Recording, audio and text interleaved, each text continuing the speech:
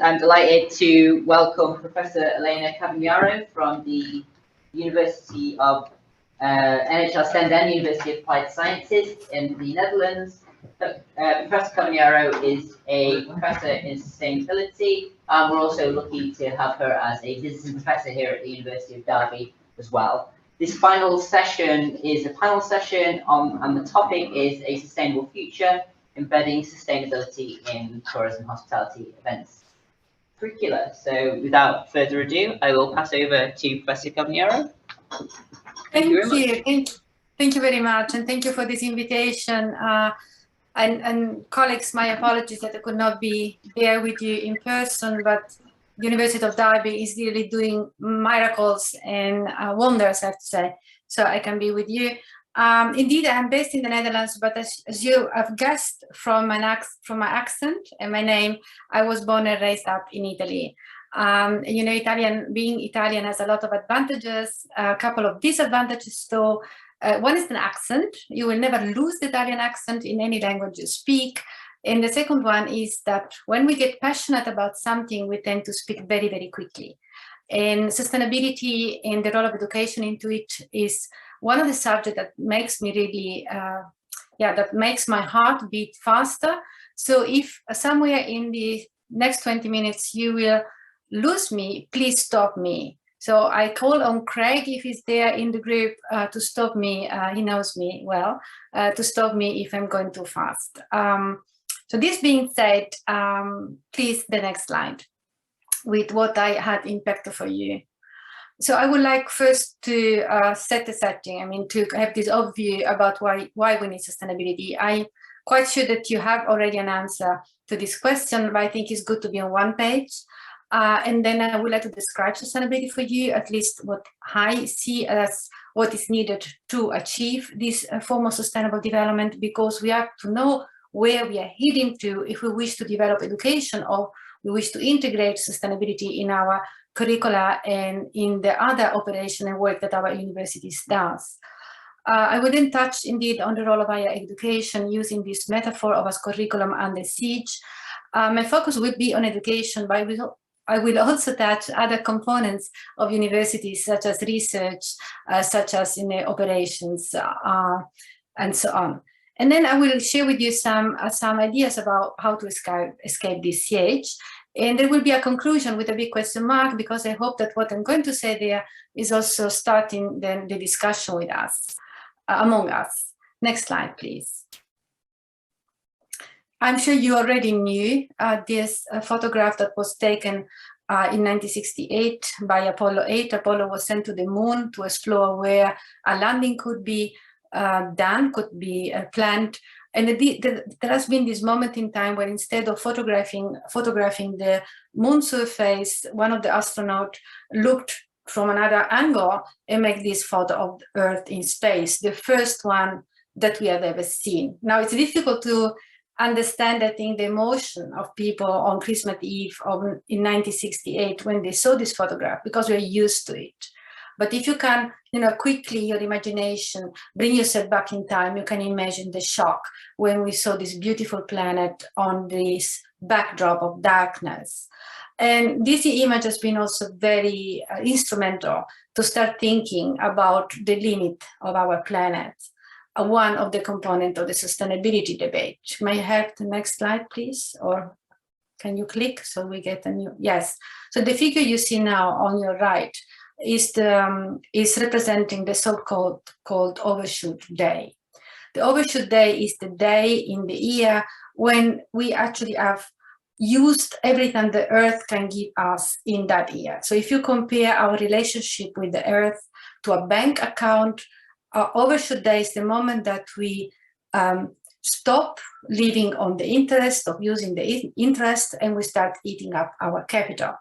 And capital in this sense is, of course, natural resources, natural services, and it means eating up the capital means increased pollution, such as greenhouse gases. You are all aware, I think, of what's happening in Glasgow, and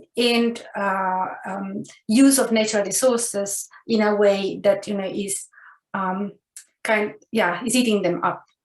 And if you look at the dates, you see that in the 1970s, we were rather okay. So we were starting eating up of the capital in the last few days of the year, but this date is becoming earlier and earlier and earlier.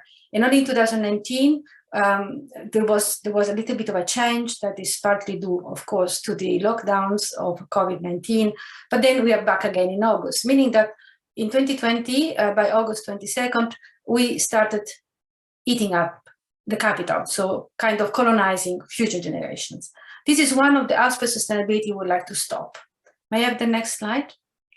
Unfortunately, we have not only to deal with these environmental related issues, we have also an issue concerned the unequitable sharing of these world resources. This graph has been designed by the United Nations Development Programme back in 1992, but is called the champagne glass wealth distribution, and unfortunately the shape has not changed much.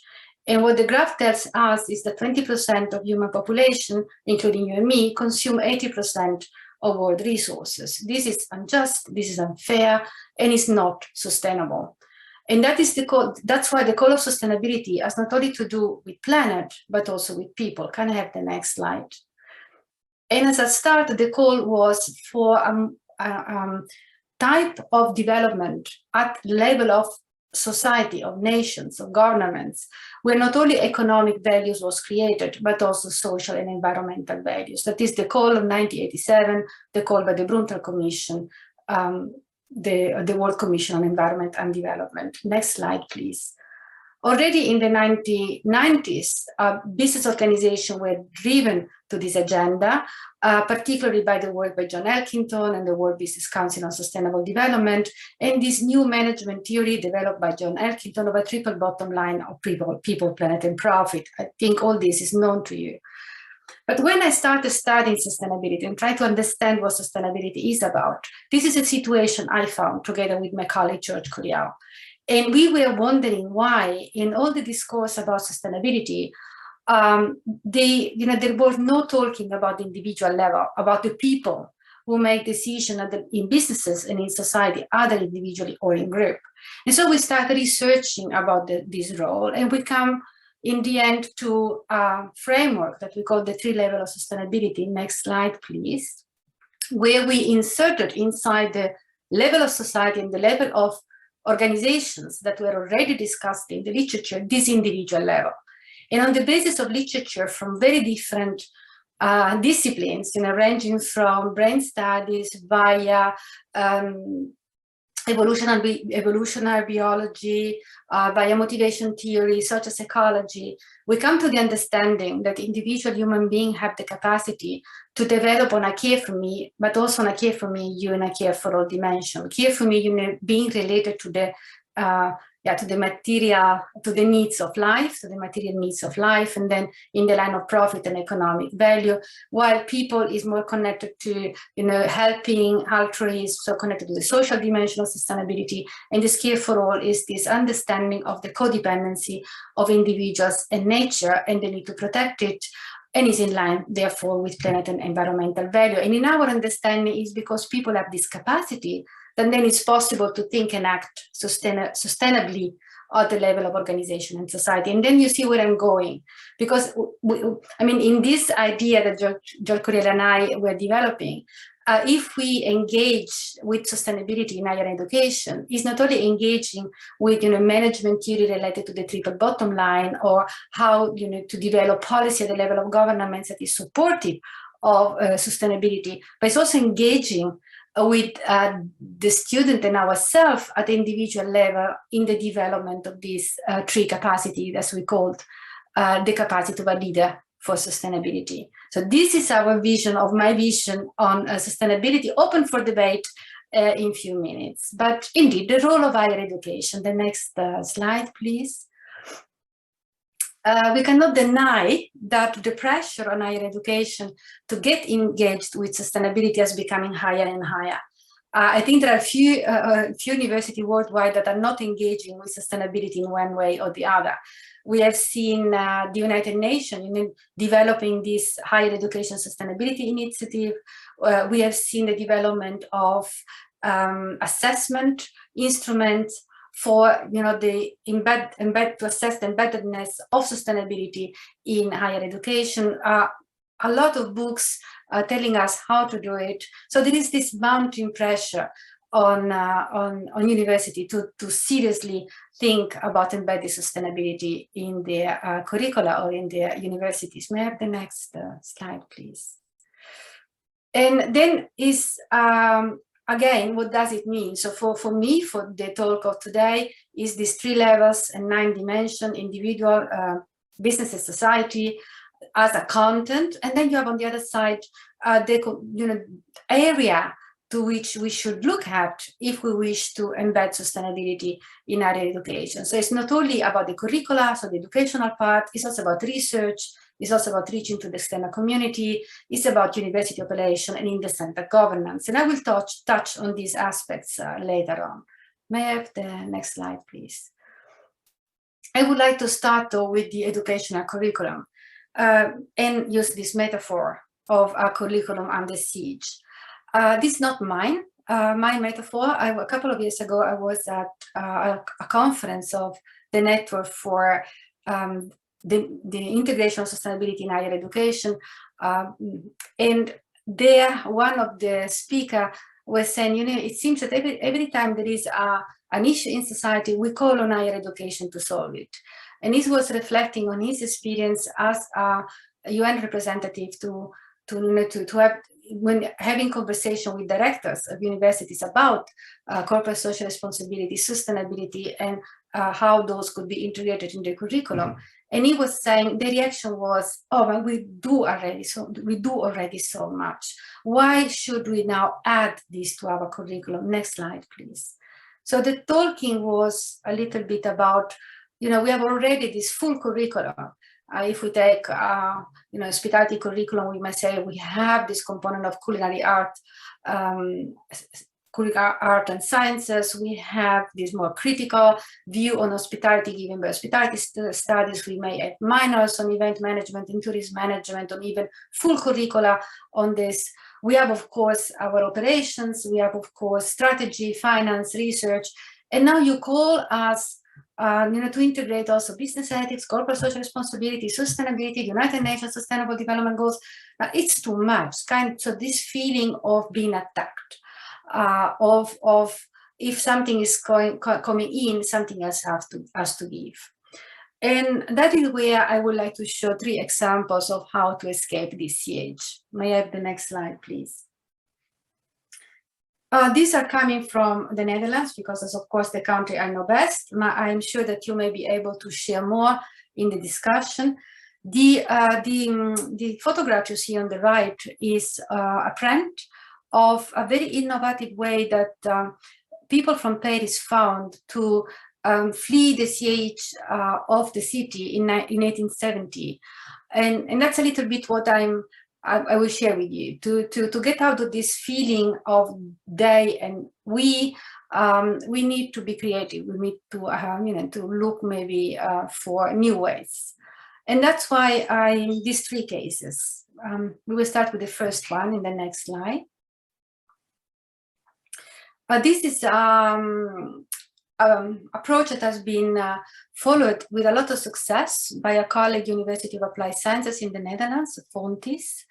The idea was to choose for teens issues that were kind of integrative, so that they had to be looked from different disciplines, multidisciplinary, transdisciplinary issues in which sustainability questions could be addressed together with other disciplines. And they were also very keen to bring together a group of experts from the different disciplines to look at the issues.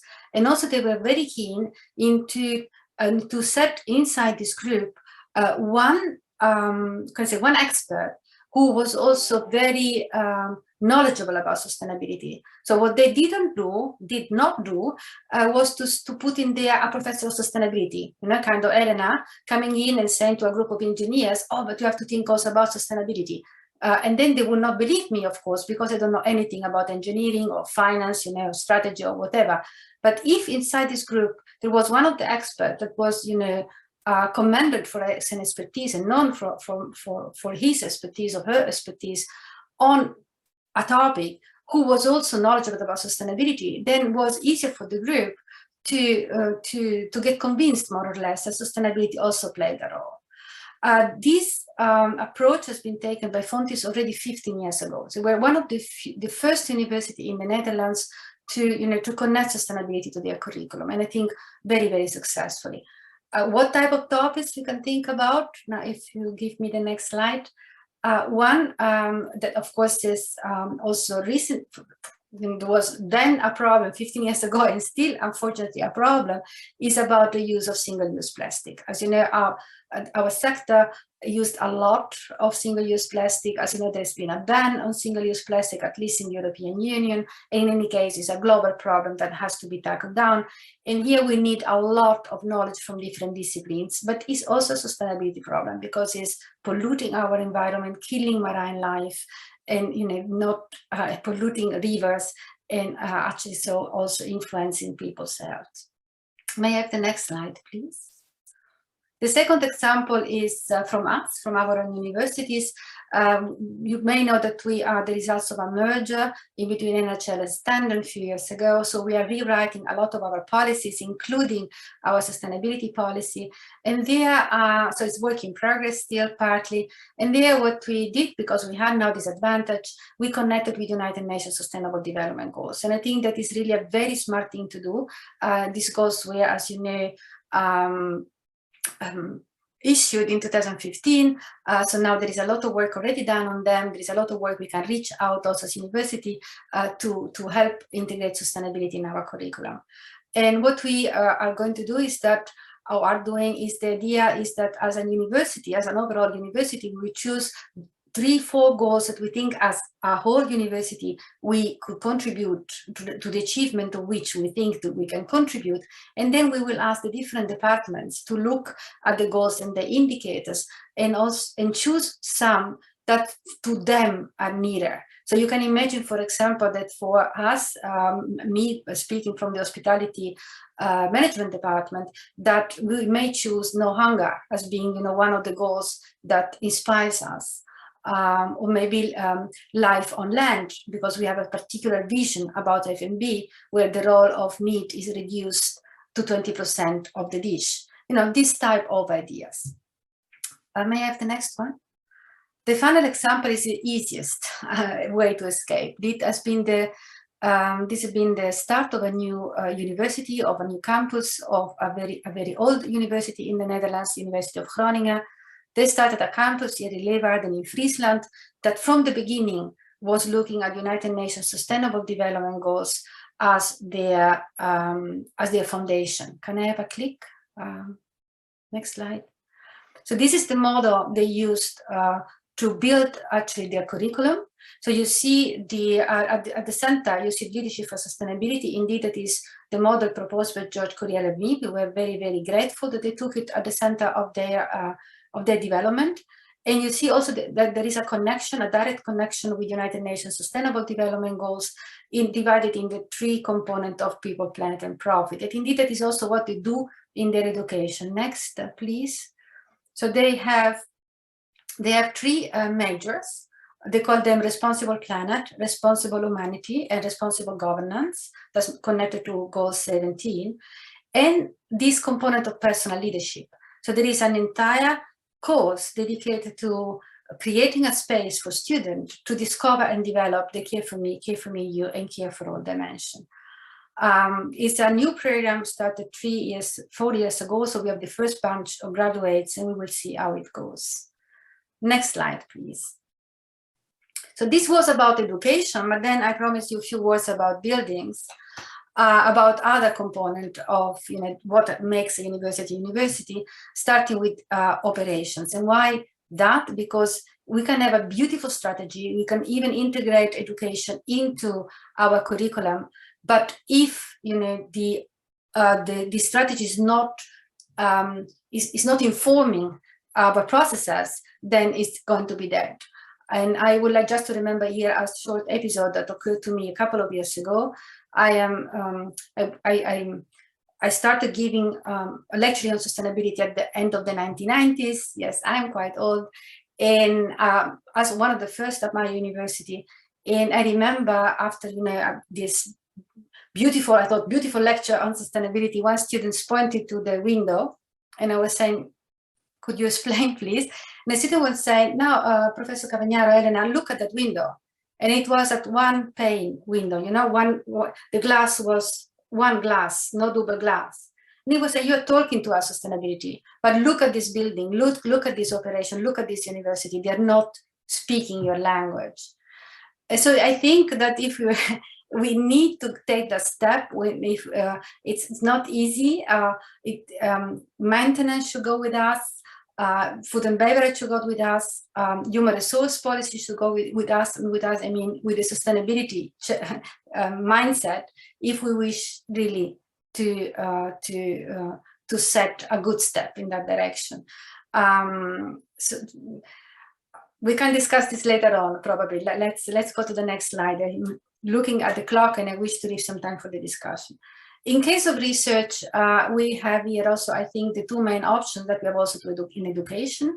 So we can build sustainability on or in. And building on is appointing, a professor of sustainability in hospitality and tourism.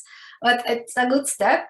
But building in is more powerful because then, it's kind of challenging the existing professorships to look what they can do from their expertise to help the achievement, for example, of the United Nations Sustainable Development Goals.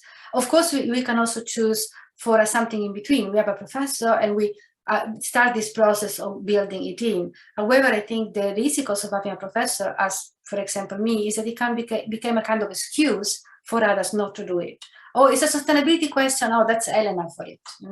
So let's discuss this also later on. Next slides, please. Just a few words about reaching out to the external community. This is something, in my experience, that universities are doing quite well. There are so many workshops that are open to the surrounding community. It's really now that there is also the possibility to go online, summer schools, winter schools. But I think in this respect, maybe the advice that I could share would be to have someone that is the ear and the eyes of the university in the community. And that person could be maybe also something that is someone who you are not thinking about. And to explain what I'm trying to say, I would like to tell a brief anecdote that is not coming from a university, but from an hotel. It's something that was told to me by some years ago by the GM of Okura Hotel. As you know, Okura is a Japanese hotel chain, was one operation in Europe, but it's in Amsterdam. Okura is a very high brow brand hotel, and in Amsterdam is set in a community that is, it is not the most rich part of Amsterdam. So the hotel was kind of isolated from the community. The people living around were looking at Okura and they were kind of afraid to enter the building. It's so expensive, it's so beautiful, it's so grand. And that had a couple of issues. I brought a couple of issues to Okura. A lot of complaints from the neighborhood about parking, about noise, about having to close streets when VIP were coming to the Okura hotel. But there were also some theft. For example, the bicycles, in the Netherlands we bike a lot. The bicycles of clients, but also bicycles that the hotel was giving to clients. And Okura tried to do a lot of things to try to take it down, working with the police, but they were not able. But one day, this theft was stopping. And the Okura management was asking themselves how it came. And they started informing in the organization. And finally, they come to someone who was recently hired in the kitchen. And he was a gentleman with experience in F&B, but who had a rough period with drugs, so went to jail, and then was inside a program of reintegration, was starting working in the kitchen of Okura. And he was saying to the manager speaking with them, yes, I told my friends, this is now my hotel, so they should leave it in peace. And that was a kind of a paradigm shift for the management hotel. They understood that Okura till that moment in time was isolated from the community, and it was looked up as something not theirs.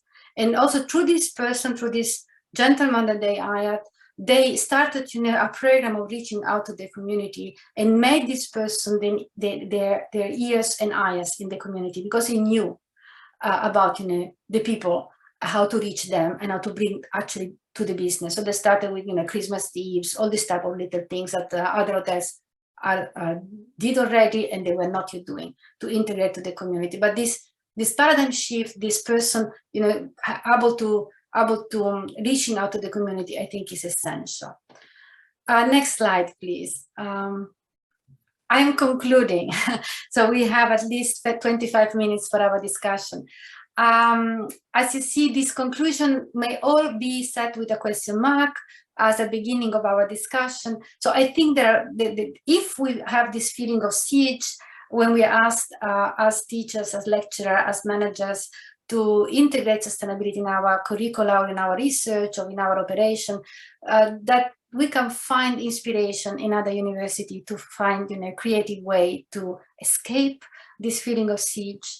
I would say if we do so, we have to do this seriously. So go beyond greening, go beyond eco-efficiency, lecturing on eco-efficiency, and embrace sustainability in all its complexity, including personal leadership development. Now, I'm stopping here. Again, all question mark. I'm curious whether you agree, don't agree, you have other examples. I hope you could follow me so online from the Netherlands with this incredible Italian accent. And I give the floor back to Craig, I suppose. Or Chris. That's great. Thank you, Elena, for that introduction to the theme of this panel, Sustainable Future. So I'll check the chat, but I don't think we've got anything in the chat at the minute. So what I'll do is I'll open the discussion to the room here and invite people to contribute to the themes that Elena has introduced. If anyone would like to kick us off. Elena, I'll kick off because I'll ask you a question. Given the three approaches that you've identified, have you experienced, have you witnessed institutions doing this? And if so, what in your opinion is the best approach? Thank you, Craig, for that question. Unfortunately, I think there is no answer to that. It depends so much from the institution. It depends on the institution, so where they are now, where they wish to go. I still think that the approach by Fontis was really exceptional and could also be integrated with the other approaches. To let an expert in another domain speak sustainability to his colleagues or her colleagues. I think that was a very good, very smart thing to do.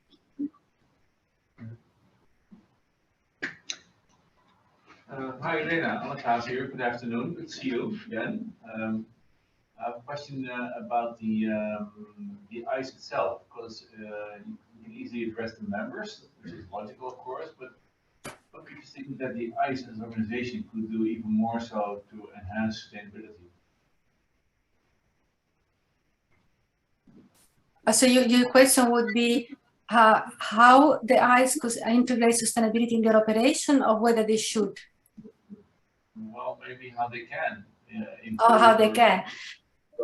That's a very good question. I think I suppose in terms of consulting with University of Applied Sciences, when they see that there is a need of, maybe they can raise the question, how you look at sustainability, where can we find it in the curriculum in its own operation. I think that one of the main how can I say, one of the good things that the IC is doing is visiting its partner. I think it's very good. It should be done, but that of course comes with a lot of travel.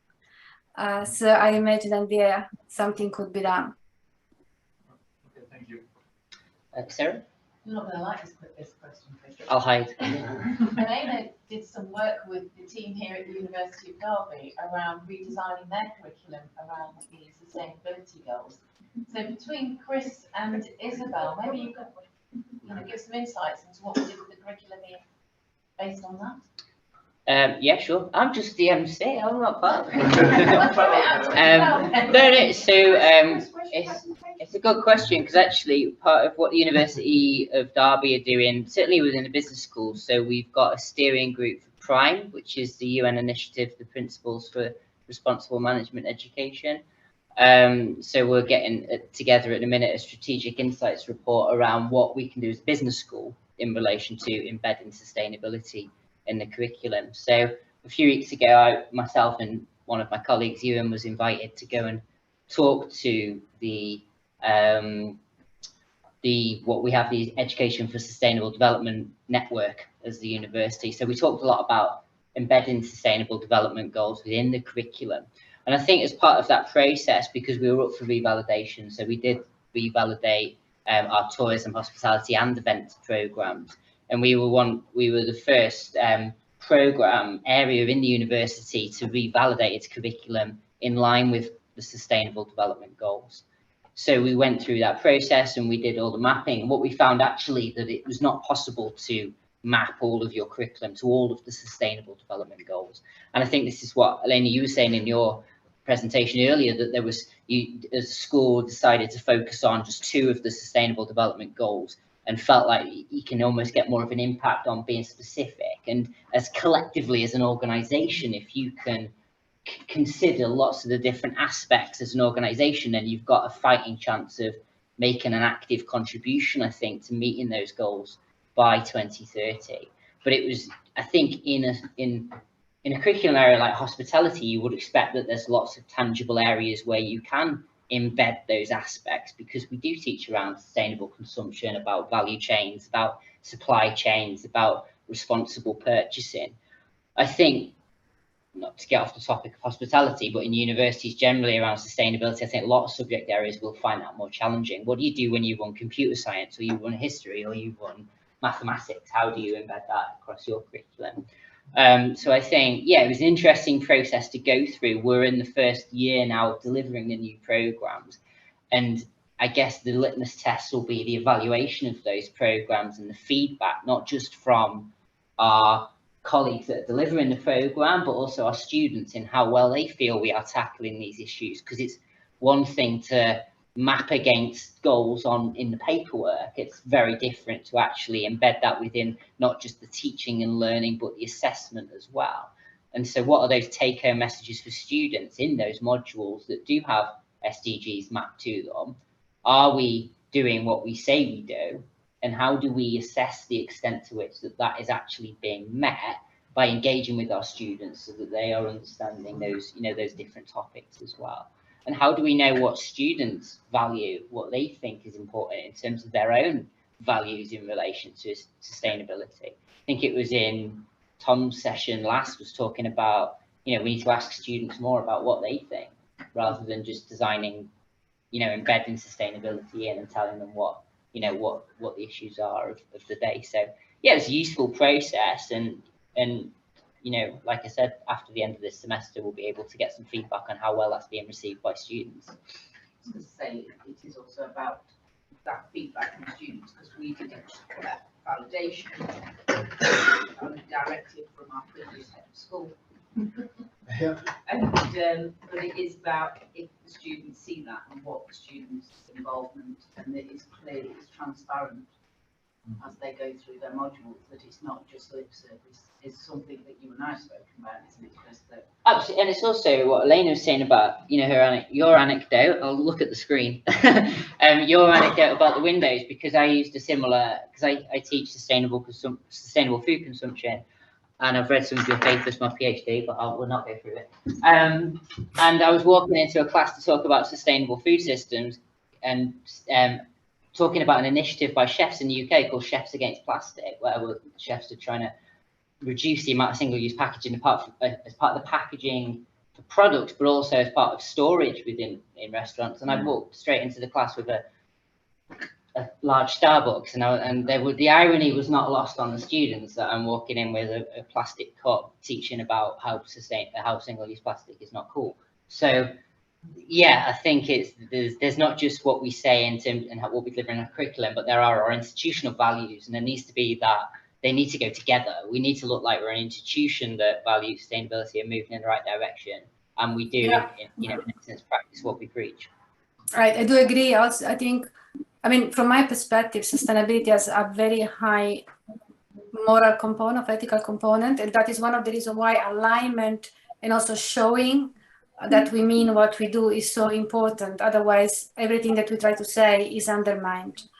And coming back to students, I think is exceptional. If you, is absolutely necessary to involve them, but also because they can be so challenging.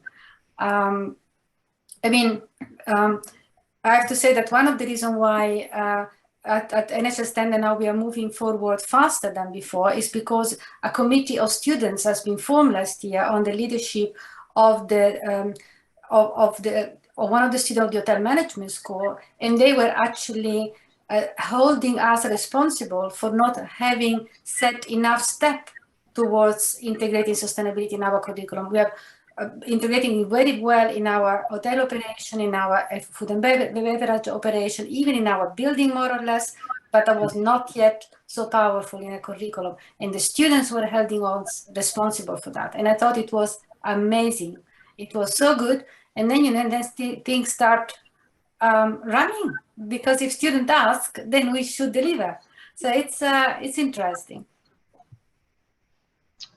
Thank you very much. Are there any other contributions? This one in the chat. Okay. We'll move to Faith Samkambe's comment in the chat, Lena. So around the SDGs, one of the SDGs is equality. So many universities are now globalized in terms of student involvement and staffing. This is a key element of the hidden curriculum. What would you suggest, or anyone, of course, what would we suggest in ensuring this goal is addressed so that institutions can deliver what they say? So over to you first, Elena, I think. Very good question, thank you. I'm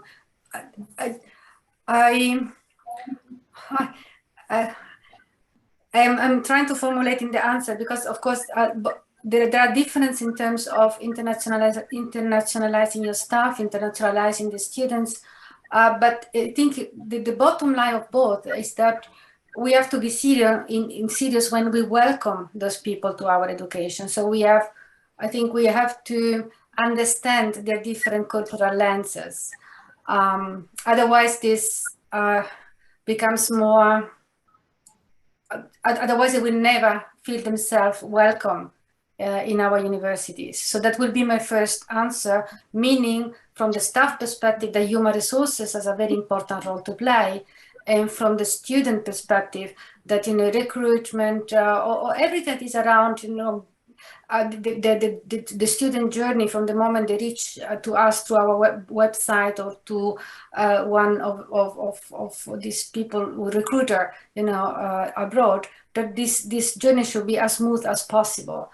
And I don't think we're already there.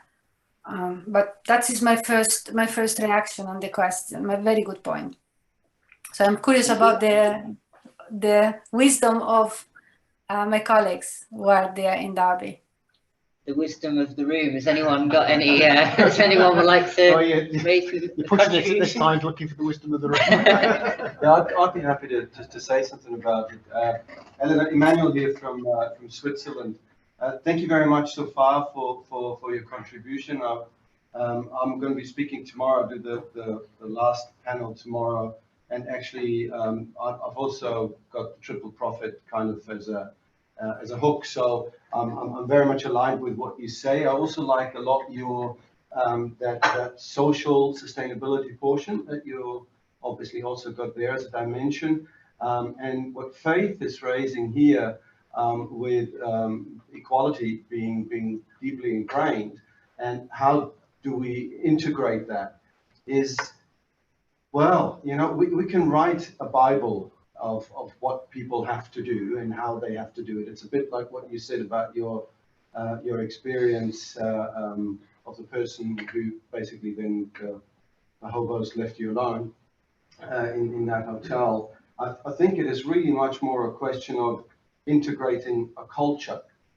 It's a cultural shift within the organization, very simply because we as faculty or as staff, I mean, we can go out and say, this is the rule book and this is what we're going to abide by. But the students, whether they're boarding or not boarding students, they have their own way of how they deal with one another and how much or how little they will actually integrate someone and therefore create equality. Yet it is a learned behavior, and it is our culture that we create, every single person, not only the book, because we've got it now integrated in our curriculum, so we better follow it. It's one of the KPIs. That is what's going to make the difference, isn't it? Correct. I think culture is always going to make the difference, and culture is always also called upon, as a solution to a lot of our problems. And I think that you are right in that. To me, though, culture is also a result of the processes that we set in place inside organizations. If you enter as a new colleague coming from the north of Canada in an institution, and all the documents provided to you are in Dutch, then that's a process that somewhere went wrong, isn't it? So I absolutely agree with you that culture is such a big part of the solution. But the only way we have to influence culture is through the processes we set in place, both for staff and for students. And I think that we should, I mean, I know that we can look at those more profoundly and start changing them. And down the line, that will help changing the culture. But I do agree with you. Culture is such an important component, and it's also not so easy. It's learned behavior, but it's not so easy to change. I mean, if I look at my university, I see a lot of things, and Craig would agree. But okay, that my first answer, short answer would be, you're totally correct, but let us focus on what we can more easily change, and that is the processes influencing the culture. There's one other question in the chat, Elena. It was from Roll. It says, have you considered to include the hospitality business in your sustainability design too, being an applied university? Yeah. Thank you for that question, because it gives me the opportunity to tell you something about our NHS Stenden Hotel Management School that we did recently. So we implemented a new educational philosophy that is called design-based education. So our students are confronted with challenges directly coming from the sector, from the hospitality sector, and they have 6 months supported by us to give solutions to those challenges. In reaching, so meaning that the industry is brought into education, and with my great joy, and I was involved in year 3. Actually, 90% of the challenges we got from the business, from the sector, were sustainability related. So for me, the curriculum is no more under siege. I mean, because we cannot do differently now. And also, I think a lot of eyes have been opened in my university by seeing how serious the hospitality sector is about sustainability beyond eco-efficiency. They're really now going a step further than only trying to reduce the use of electricity, water, or materials. They're really looking into more complex aspects of sustainability, such as the development of carbon neutral products, or carbon neutral of lowering CO2 embedded in the dishes. So really going a step forward, a step further than eco-efficiency. And so, yes, I think that connecting to the industry, surely now, where the industry is so, I mean, at least maybe not all actors in the industry, several, and probably the majority is so serious about sustainability, can help us moving forward also as University and University of Applied Sciences. Thank you very much indeed. I'll just go one final way around the room if anyone's got any other further discussions before we bring this panel session to a close. Seems to be one new message below. Oh no, there is a thank you. It's just a thank you. Okay, well, in that case, I'd just like to say thank you to Professor Cavagnaro for that hosting and moderating that panel discussion, and for closing today, actually, closing today's proceedings. So thank you very much, Professor Cavagnaro. Thank you.